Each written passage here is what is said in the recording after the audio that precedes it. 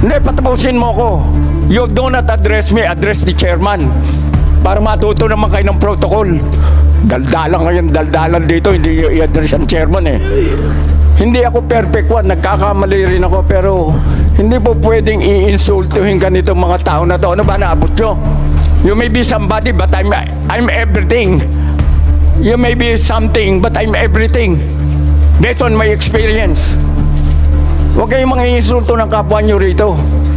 Makinig kayo at irespeto nyo yung protocol. Before you speak, sasabayan nyo, humingi kayong permiso sa chairman. Please raise your right hand, sir. Do you swear to tell the truth, the whole truth, and nothing but the truth in this investigation, sir? Thank you very much, sir. Please take your seat. Thank you, Comsec. Okay, Mr. Morales, noong nakarang hearing, if my memory serves me right, correct me if I'm wrong, nabanggit mo si former PDEA Chief, General Santiago, at pinuri mo pa siya. Correct?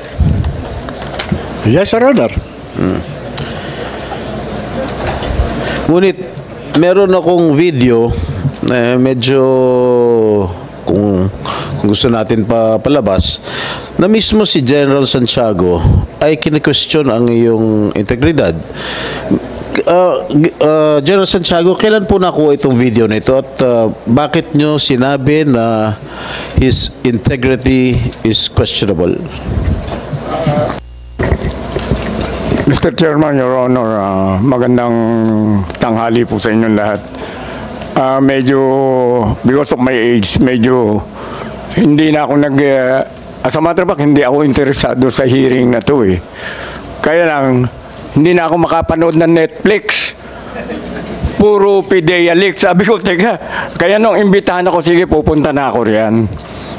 Meron din isang nagpunta sa akin na sabi ko, without my knowledge, sabi ko, wag mo na akong idamay dyan. Yung pala, ini-record niya yung aming conversation, which he showed sa vlog. Yung si Cap Nino Barsaga ba yun? Sabi ko, wag mo akong idamay niya. Nagulat ako, inilabas niya bigla dito sa YouTube eh. Ngayon, ang malalim kasi itong pinagmumulan ng problema ng PDEA. Historical ang problema nito. Ang pinapalabas dito, kami mga sinungaling. Romy Enriquez, pwede Mr. Chairman, i-address ko si Romy. Ikaw pinapalabas mo, mentionin mo na akong Director General noon. Pagkatapos sinasabi mo, pababalikan ko kayo kung nakakaintindi kayo ng organization. Hindi ako nag-iimbestiga sa inyo. Meron legal service.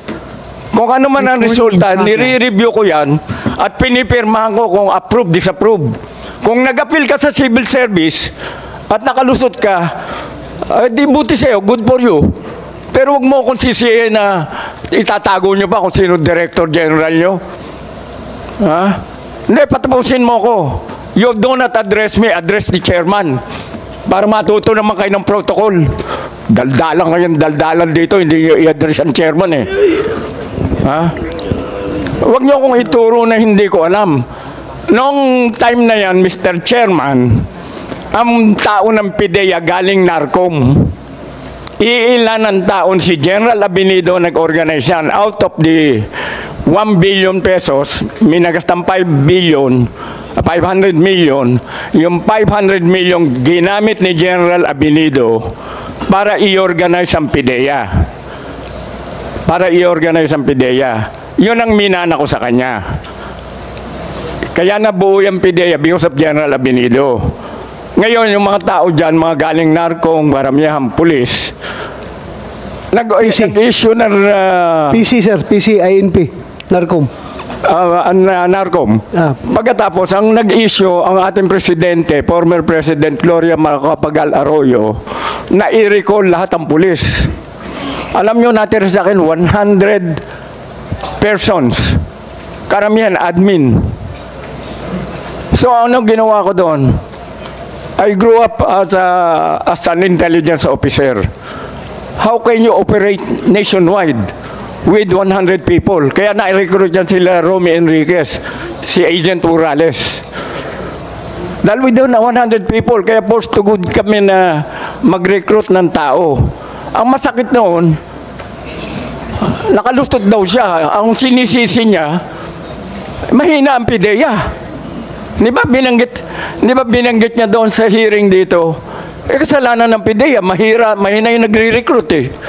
Nakuha na siya, may kasalanan pa yung ahensya. Pagkatapos, nadesisyonan yung kanyang mga cases. Anong nangyari doon?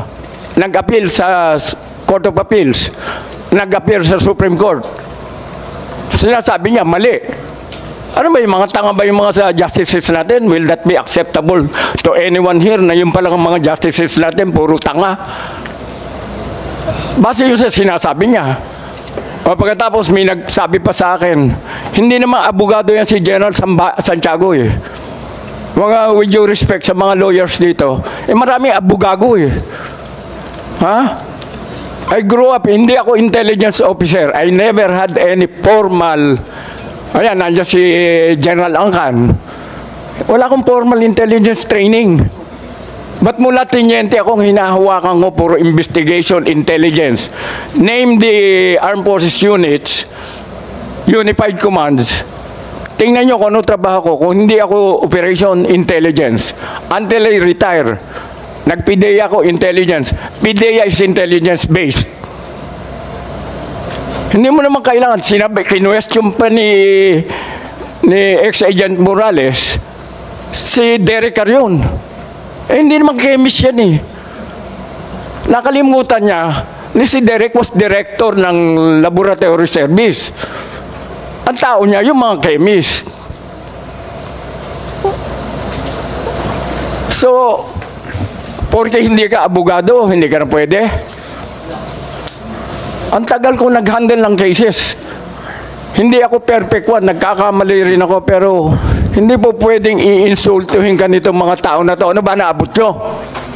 You may be somebody, but I'm everything. You may be something, but I'm everything. Based on my experience. Huwag kayong mga insulto ng kapwa nyo rito. Makinig kayo at irespeto nyo yung protocol. Before you speak, sasabayan nyo. Humingi kayong permiso sa chairman. Mr. Chair, if I may. Yes, go ahead. You have the floor. Yeah, General Santiago, naging tao niyo ba itong si Morales? Nakasama ko nga yan. Ang problema, kaya pinapatingnan ko yung organization. Itanong natin sa kanya kung anong level siya doon sa ladder.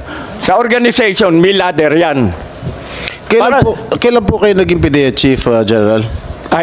I was PIDEA Chief from 2006 to 2010. During the time of President Jimmy? Gloria Macapagal-Arroyo.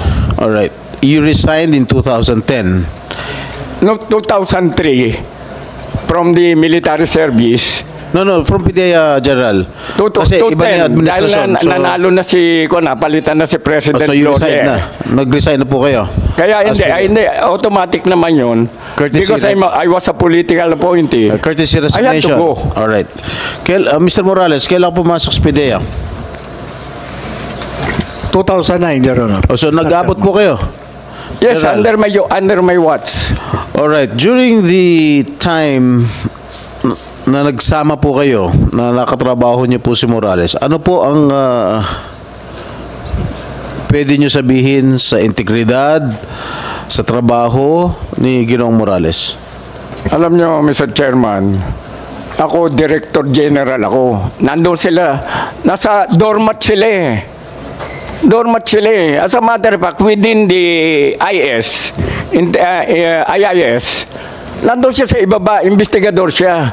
Meron pa siya na, I think, nandiyan si Francia.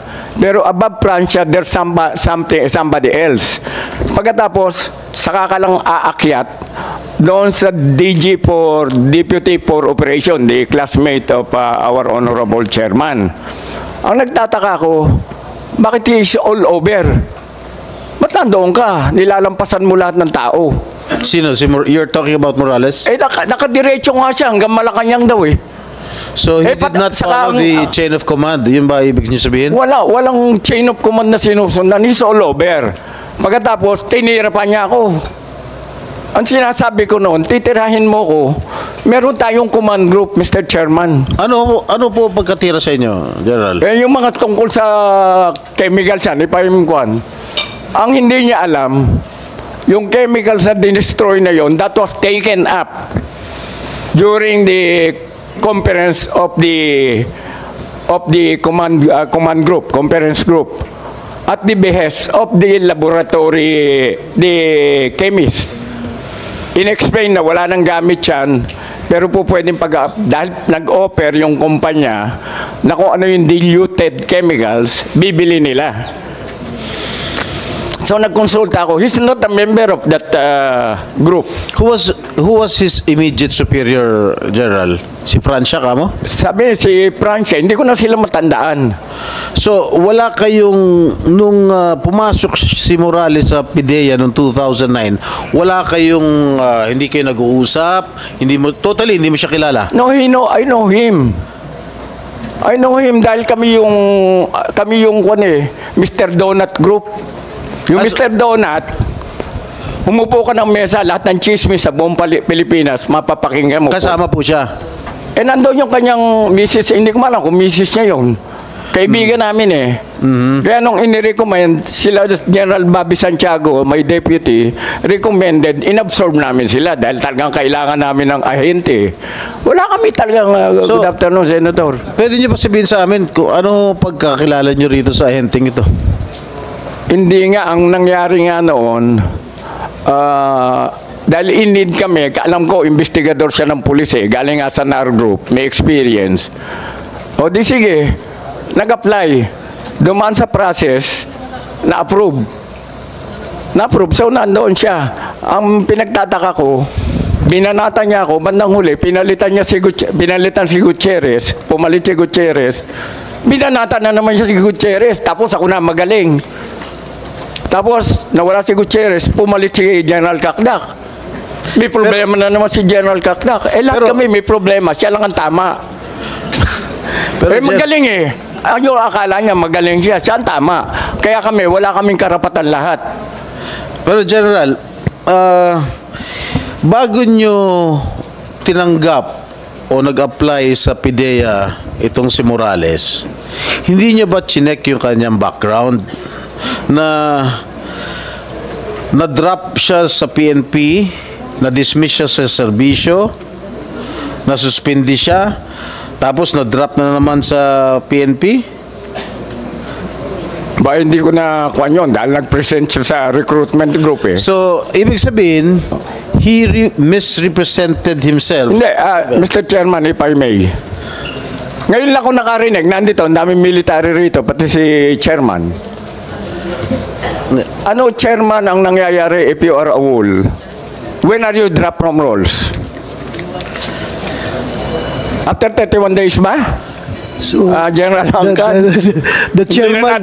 Hindi na namin matanda. Pero automatically, pag ikaw nag-leave ka, nag-over ka, binibilang mo yun. Alam mong peligroso ka na, alam mong drop from roles ka, automatic. Hindi na kailangan sabihan ka, alam mong goodbye ka na. Alam naman natin yan, sir, na ang kasunod ng drop from roles is discharge from the service.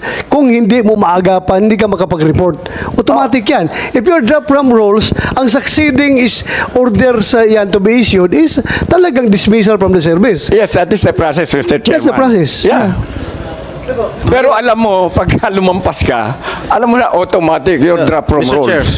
Yes, automatic. General, maliwanag dito sa kanyang PDS, nakalagay dito, have you ever been formally charged?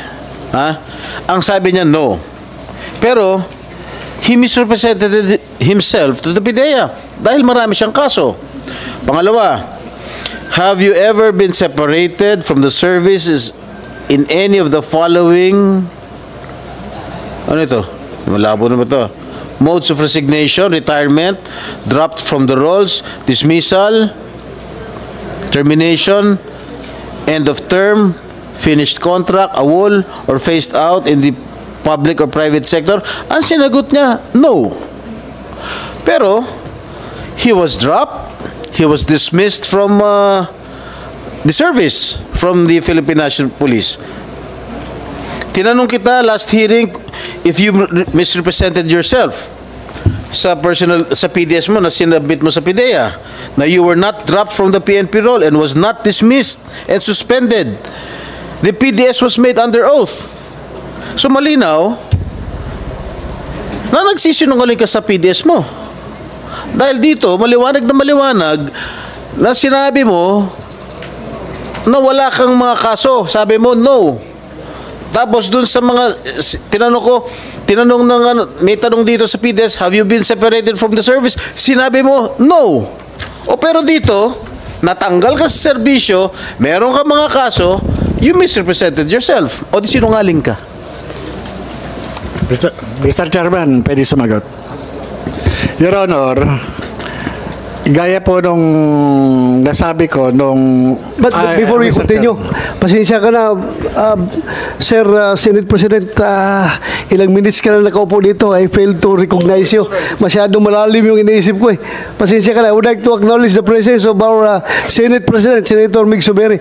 Sorry, Your Honor. Maraming salamat, Mr. Chairman. I'll give an opening statement after the gentleman answers the queries of Senator. So, Senator Jinggoy, after that answer, we'll yield the floor to that Senate President. Go ahead, Agent Morales. Your Honor, na-comply ko po yung mga requirements. Yung pong binabanggit ni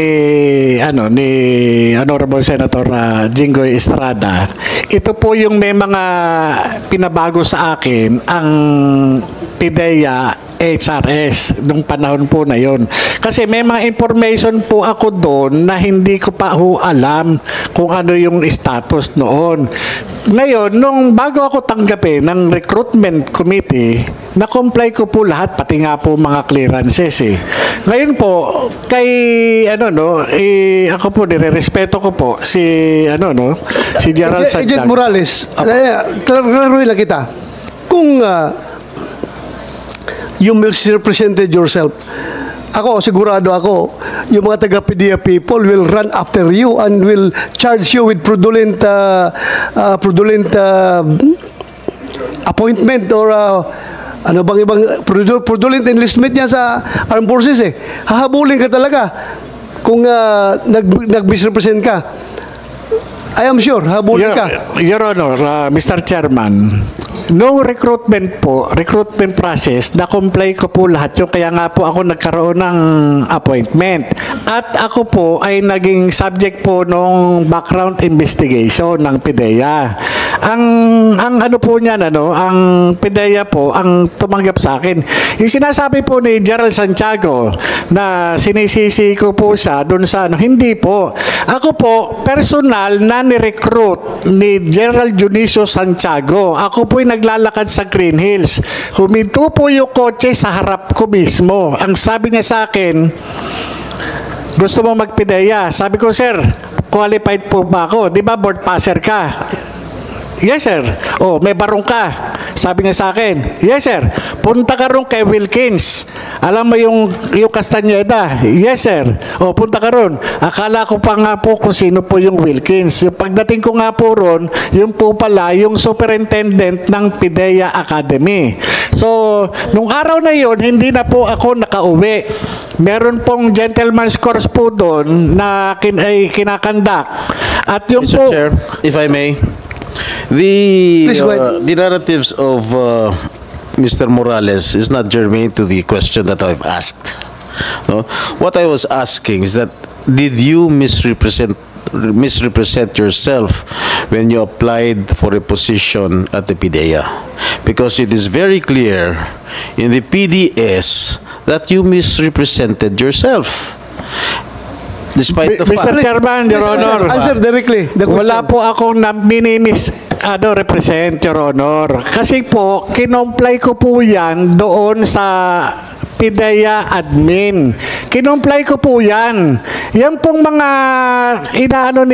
hindi ko po alam yan na basta kinomply ko po yan. Kaya nga po nila ako tumanggap eh. To continue, Your Honor, Mr. Chairman. No. What did you comply, Mr. Morales? What did you comply? Wala. Dito sa PDS mo, ang sinagot mo at ang tanong sa'yo, have you ever been formally charged? Sinagot mo, no. Pero marami ka namang kaso rito. At inuulit ko, have you been separated from the service in any of the following modes, resignation, retirement, drop from the roles. You said no. Di sinagot mo, no, maliwanag naman. Your Honor, yung marami- nga po sandali lang, kinumpleto po, Your Honor. Tapos dito sa nakalap natin mga records mo, marami kang mga kaso.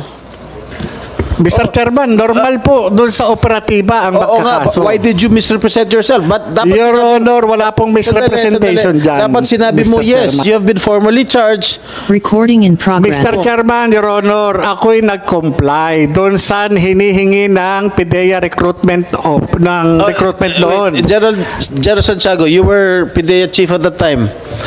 Kung nalaman nyo po na marami kaso po ito, na he misrepresented himself doon sa pag-apply niya sa PIDEA, will you still accept him? Sino naman ang... kahit sino naman yan, pag alam mo niloloko ko, ba't mo tatanggapin? Saka dalawa pa yan, idadagdag ko lang. Correct me if I'm wrong, Mr. Chairman. Ang kaso, dalawa, administrative, and the other one is criminal. Yung administrative, pwede kang makalusot dyan eh. Yung criminal, pag nakalusot ka dyan, pasasabihin mo, Kwan, nakapending pa, hindi pa nare-resolve, maraming requirement ang criminal prosecution. As a matter of fact, pagka-criminal prosecution, ayan, si Romy, hindi pa nakapasa sa baryan. Pinantay ka na. Tapos pagtalo kayo sa akin dito, hindi ako abogado. Pagka criminal prosecution, kailangan dyan, it is always beneficial. Ang approach natin yan, benefit of the doubt is given to the suspect. Pagkatapos may two-witness rule tayo dyan. As a matter of fact, yung sinasabi, nakinig ako siyempre si Congressman Marcoleta, bilib ako dyan, pinapanood ko. Kaya ko nalaman na yung photocopy is secondary evidence. Secondary evidence. Pero babalikan natin yung tanong, kung nasa yung secondary evidence, again, nasaan yan? Yun ang root of contention dito sa hearing na to eh. Nasaan yung original? O pagkatapos, tinatago, ito naman si Maharlika, pinangalanan yung... Siya na nagturo eh. Nasa vlog yan eh. Tinuro niya kung sino source. Nag-volunteer daw na nag-report. Ngayon, kung papakinggan ko lahat at papaniwalaan kung napapanood ko sa YouTube, wala na. Ang gulo-gulo na natin lalo. Hindi mo naman alam kung sino totoo at sino mali ron sa YouTube eh. Marami niya kung magsalita. Meron ko may mga professional na kwan. Alam mo, huwag kang magagalit, Jonathan. Ang tawag ng mga kaibigan namin sa iyo, STL. Huwag mo kakalimutan STL. Kilala ka nila personally. Ang STL, ano STL? Alam ko, the small town lottery. Professional storytelling a liar. STL, yun ang sabi sa akin. Kilala ka nila. Okay, Sir, with the indulgence of Senator Jinggoy, I would like to yield the floor to the Senate President because he has a very important thing to do. But Just before one that, Senate President, sir, just would like to answer the comment of General Santiago. This is about the rules of the Senate, Section 10, Rule of Evidence. Technical rules of evidence. Kaya kung sinasabi mo, primary man o secondary or whatever evidence yan. Technical rules of evidence applicable to judicial proceedings which do not affect substantive rights need not be observed by the committee. So kaya nga sir, sabihin mo, to be technical about it, hanapin natin yung physical na papel na yan, yung papel na yan. Pero ako tinanggap ko yung soft copy. Soft copy. Tinanggap ko lang dito sa Senado. Because hindi man ito korte talaga. This is investigation in the aid of legislation. Thank you, sir. Go ahead, Senate Mr. President. Chairman, hindi nga ako pulis eh. Kaya I'm very happy. Na-educate ako rito. Pwede na akong mag-take ng bar sa mga hearing nyo eh. Pero ang point ko dyan, Kaya ako naman na-cite yung celebrated case namin sa Mayon. Nahuli namin yung mga pulis doon sa Jollibee sa Mayon. Pinailan namin ang kaso yun. Pagkatapos mayroong vehicle doon, na-convince kami because based on surveillance, gamit nila Raydado, yung dinismiss din nila Magalong eventually. Nandun sa kabila. Sinabihan ako ni Judge Panganiban ng Quezon City RTC, General, talo tayo. I immediately agreed. Dahil yung evidence na ituturo namin, alam namin kanila, nasa other side of the road. Okay, sir. Thank you. Thank you for that.